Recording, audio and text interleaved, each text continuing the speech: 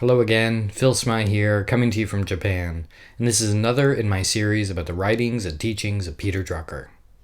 Okay, so we've gone over what is management and what is a business, and it's time to get into what management's key role is in a business, and that is outlining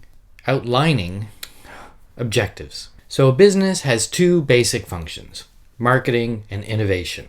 Covered that couple episodes ago. From this, the marketing and the innovation, comes its purpose and its mission. And all of those things you have to set down in a set of objectives. Otherwise, they just stay these kind of intangible good intentions, which, as we know, paves a certain road. They just stay as little things you say at parties when people ask you what your business does. In other words, bullshit. Drucker had 5 rules for setting up objectives, and that's what we're going to talk about. Rule number 1, objectives must be derived from what is our business and what should our business be.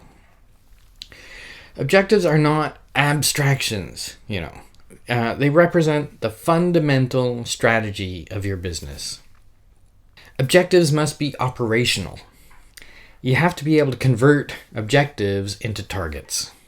Number 3, objectives make it possible to concentrate resources and efforts. They have to be selective. Objectives bring things down, they don't open things up. Number 4, there must be multiple objectives, not one. This search for the one true goal or purpose of a business is a time waster. And it's something that, you're just going to spin and spin and spin looking for that thing. Could you just tell that I did a button up on my shirt? I hope not. A good business, funnily enough, and a good life come from a balance, not from one thing. So yeah, you got to have multiple objectives. Number 5. Objectives are needed in the areas on which the survival of the business is based. So, you say, okay, that's nice. Specific objectives, of course, are going to vary from company to company. And I've just said they are about the areas that a business survives on. And if the objectives are different, well, how can you know how to create your objectives? Because the truth is that the specifics are different, but the areas that your business depends on, they're all the same for all businesses. And so what are those areas? I'm glad you asked. I get to do another list. A business needs customers, right? So you have to have a marketing objective. A business has to continuously innovate to avoid stagnation and death through competition. So there has to be an innovation objective. All businesses depend on some kind of resources. Human resources, capital resources, physical resources. Maybe it's the place, the space, the things. So you have to have human, capital, and physical resources objectives. All those resources need to be used in a way that will grow the company. So you have to have productivity objectives. Businesses exist in a social community, whether it's a virtual community like this one or a physical community like your town. And so they have to take responsibility for their impact in that environment. So there has to be a social objective. And finally, we get to the thing that everybody's hung up on, money. Of course, businesses need to know how much money they need and how much money they need to do what they need to do.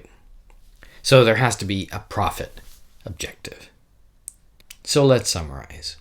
There has to be a marketing objective. There has to be an innovation objective.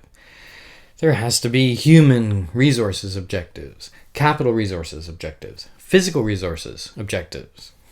There has to be a productivity objective.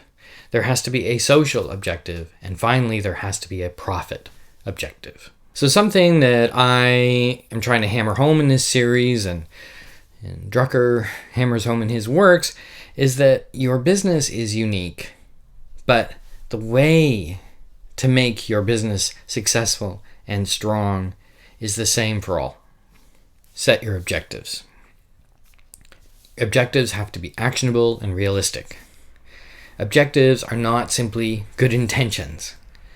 You have to be able to measure your progress in your objectives. If you can't measure something, it's worthless to you as a business person. You don't have to listen to what I'm saying or what Peter Drucker says. I'm just telling you my experience through the words of Drucker. Or you can just learn the hard way, like I did, that you don't do a focus of this before you start, you're doomed. When you're running, if you don't do this, you're doomed. That's how I learned. And that's why I know that Drucker works. Because at the beginning of my career, I didn't know about him. And as time went on, and I started to read, especially in the last few years, I started to read, my business life has totally changed. If you're running a business, you're sitting at the adults' table now, you know? If you're running an internet business, then you have to do these things. I'm sorry, you do. You have to know your objectives. You have to know your business inside out. And nobody wants a small little piddly business, I don't think.